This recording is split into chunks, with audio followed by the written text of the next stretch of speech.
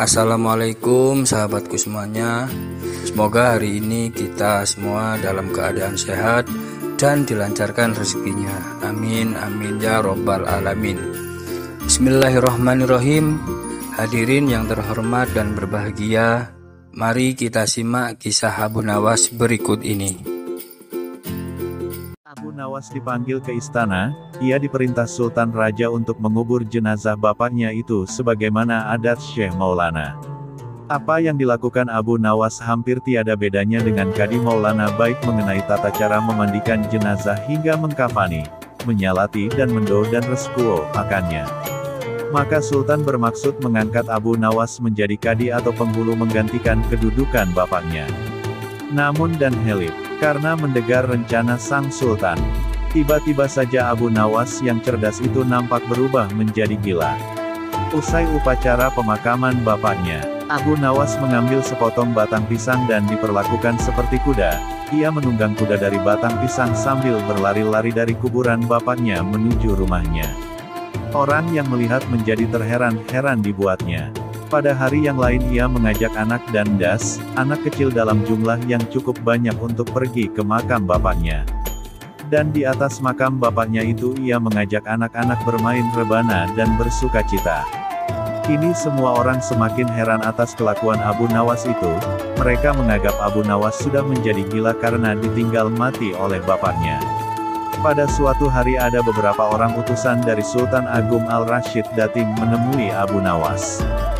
"Hai Abu Nawas, kau dipanggil Sultan untuk menghadap ke istana," kata wazir utusan Sultan. "Buat apa Sultan memanggilku? Aku tidak ada keperluan dengannya," jawab Abu Nawas dengan enteng seperti tanpa beban. "Hai Abu Nawas, kau tidak boleh berkata seperti itu kepada rajamu. Hai wazir, kau jangan banyak cakap. Cepat ambil kudaku ini dan mandikan di sungai supaya bersih dan segar," kata Abu Nawas sambil menyodorkan sebatang pohon pisang yang dijadikannya kuda-kudaan. Si wazir hanya geleng-geleng kepala melihat kelakuan Abu Nawas. "Abu Nawas, kau mau apa tidak menghadap Sultan?" kata wazir. "Katakan kepada rajamu, aku sudah tahu maka aku tidak mau," kata Abu Nawas. "Apa maksudnya Abu Nawas?" tanya wazir dengan rasa penasaran. "Sudah pergi sana, bilang begitu pada rajamu," sergap Abu Nawas sembari menyarut debu dan dilempar ke arah si wazir dan teman-temannya. Si wazir segera menyingkir dari halaman rumah Abu Nawas. Mereka laporkan keadaan Abu Nawas yang tak waras itu kepada Sultan Harun al-Rashid. Dengan geram Sultan berkata, "Kalian bodoh semua, hanya menghadapkan Abu Nawas kemari saja tak becus. Ayo pergi ke sana, bawa dia kemari dengan sukarela ataupun terpaksa." Si wazir segera mengajak beberapa prajurit istana. Dan dengan paksa Abu Nawas pun dihadirkan di hadapan raja. Abu Nawas bersikaplah sopan. Tegur Baginda. "Ya Baginda, tahukah Anda dan Helip, dan Helip?" "Baginda dan Helip, terasi itu asalnya dari udang." "Kurang ajar kau menghinaku Nawas." "Tidak Baginda, siapa bilang udang berasal dari terasi?" Baginda merasa dilecehkan. Ia naik pitam dan segera memberi perintah kepada para pengawalnya. "Hajar dia, pukuli dia sebanyak 25 kali. Wah wah. Abu Nawas yang kurus kering itu akhirnya lemas tak berdaya dipukuli tentara yang bertubuh kekar.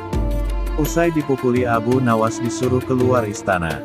Ketika sampai di pintu gerbang kota, ia dicegat oleh penjara. "Hai Abu Nawas, tempo hari ketika kau hendak masuk ke kota ini kita telah mengadakan perjanjian. Masa kau lupa pada janjimu itu? Jika engkau diberi hadiah oleh Baginda maka engkau berkata, 'Aku bagi dua, engkau satu bagian, aku satu bagian.'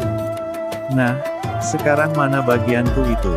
Hai penjara pintu gerbang, apakah kau benar-benar menginginkan hadiah Baginda yang diberikanku tadi?" "Iya, tentu itu kan sudah merupakan perjanjian kita." "Baik, aku berikan semuanya, bukan hanya satu bagian." Wah, ternyata kau baik hati Abu Nawas. Memang harusnya begitu, kau kan sudah sering menerima hadiah dari Baginda. Tanpa banyak cakap lagi Abu Nawas mengambil sebatang kayu yang agak besar lalu orang itu dipukulinya sebanyak 25 kali. Tentu saja orang itu menjerit-jerit kesakitan dan menganggap Abu Nawas telah menjadi gila. Setelah penunggu gerbang kota itu kelengah Abu Nawas meninggalkannya begitu saja, ia terus melangkah pulang ke rumahnya. Sementara itu si penjaga pintu gerbang mengadukan nasibnya kepada Sultan Harun al-Rasyid. "Ya, Tuanku Syah Alam, ampun beribu ampun.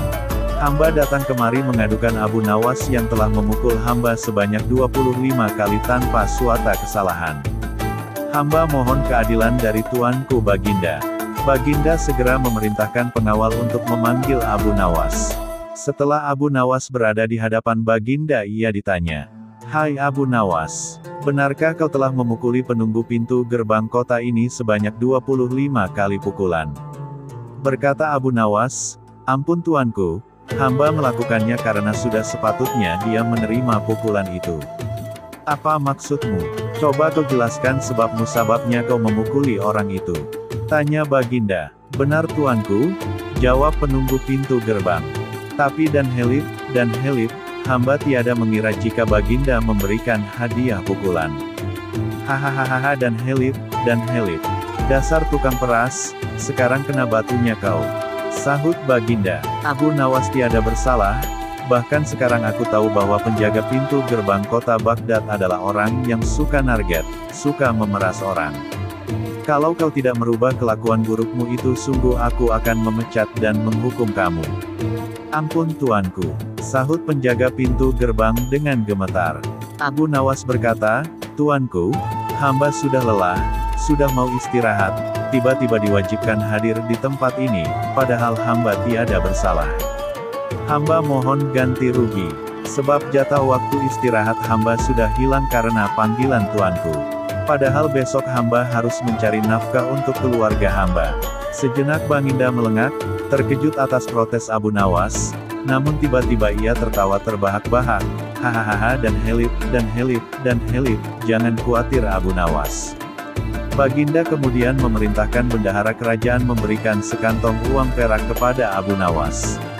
Abu Nawas pun pulang dengan hati gembira.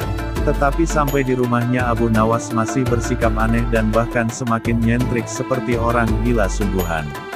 Pada suatu hari Raja Harun al-Rasyid mengadakan rapat dengan para menterinya. "Apa pendapat kalian mengenai Abu Nawas yang hendak kuangkat sebagai kadi?" Wasir atau Perdana Menteri berkata, "Melihat keadaan Abu Nawas yang semakin parah otaknya maka sebaiknya Tuanku mengangkat orang lain saja menjadi kadi." Menteri-menteri yang lain juga mengutarakan pendapat yang sama. "Tuanku, Abu Nawas sudah menjadi gila karena itu dia tak layak menjadi kadi." "Baiklah, kita tunggu dulu sampai 21 hari, karena bapaknya baru saja mati. Jika tidak sembuh-sembuh juga bolehlah kita mencari kadi yang lain saja." Setelah lewat sebulan Abu Nawas masih dianggap gila, maka Sultan Harun al-Rasyid mengangkat orang lain menjadi kadi kerajaan Baghdad. Konon dalam suatu pertemuan besar ada seseorang bernama Polan yang sejak lama berambisi menjadi kadi. Ia mempengaruhi orang-orang di sekitar Baginda untuk menyetujui jika ia diangkat menjadi kadi, maka tatkala ia mengajukan dirinya menjadi kadi kepada Baginda maka dengan mudah Baginda menyetujuinya. Begitu mendengar kabar Polan diangkat menjadi kadi maka Abu Nawas mengucapkan syukur kepada Tuhan. "Alhamdulillah dan Helip, aku telah terlepas dari balak yang mengerikan. Tapi dan Helip, sayang sekali kenapa harus Polan yang menjadi kadi, kenapa tidak yang lain saja?" Mengapa Abu Nawas bersikap seperti orang gila? Ceritanya begini, pada suatu hari ketika ayahnya sakit parah dan hendak meninggal dunia ia panggil Abu Nawas untuk menghadap. Abu Nawas pun datang mendapati bapaknya yang sudah lemah lunglai. Berkata bapaknya, "Hai anakku, aku sudah hampir mati. Sekarang ciumlah telinga kanan dan telinga kiriku." Abu Nawas segera menuruti permintaan terakhir bapaknya. Ia cium telinga kanan bapaknya, ternyata berbau harum, sedangkan yang sebelah kiri berbau sangat busuk. "Bagaimana anakku? Sudah kau cium?" "Benar Bapak, ceritakan dengan sejujurnya, baunya kedua telingaku ini." "Aduh Pak, sungguh mengherankan, telinga Bapak yang sebelah kanan berbau harum sekali. Tapi dan Helip, yang sebelah kiri kok baunya amat busuk." "Hai anakku Abu Nawas, Tahukah apa sebabnya bisa terjadi begini? Wahai bapakku, cobalah ceritakan kepada anakmu ini. Berkata Syekh Maulana, pada suatu hari datang dua orang mengadukan masalahnya kepadaku. Yang seorang aku dengarkan keluhannya. Tapi yang seorang lagi karena aku tak suka maka aku tak dengar pengaduannya. Inilah resiko menjadi kadi penghulu. Jika kelak kau suka menjadi kadi maka kau akan mengalami hal yang sama, namun jika kau tidak suka menjadi kadi maka buatlah alasan yang masuk akal agar tidak terpilih sebagai kadi oleh Sultan Harun al-Rasyid. Tapi tak bisa tidak Sultan Harun al-Rasyid pastilah tetap memilihmu sebagai kadi. Nah, itulah sebabnya Abu Nawas pura-pura menjadi gila. Hanya untuk menghindarkan diri agar tidak diangkat menjadi kadi. Seorang kadi atau penghulu pada masa itu kedudukannya seperti hakim yang memutus suatu perkara. Walaupun Abu Nawas tidak menjadi kadi namun dia sering diajak konsultasi oleh sang raja untuk memutus suatu perkara. Bahkan ia kerap kali dipaksa datang ke istana hanya sekedar untuk menjawab pertanyaan baginda raja yang aneh-aneh dan tidak masuk akal.